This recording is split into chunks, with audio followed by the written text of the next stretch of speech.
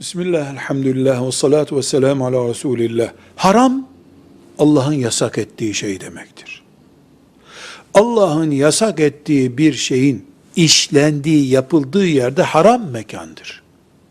Alkol, haram. Alkol içilen yerde haram yerdir. Faiz, haram. Faiz yapılan, alınan, verilen bir yerde haram yerdir. Mümin orada durmaz. Durursa ikaz etmek için. Bu hatadır.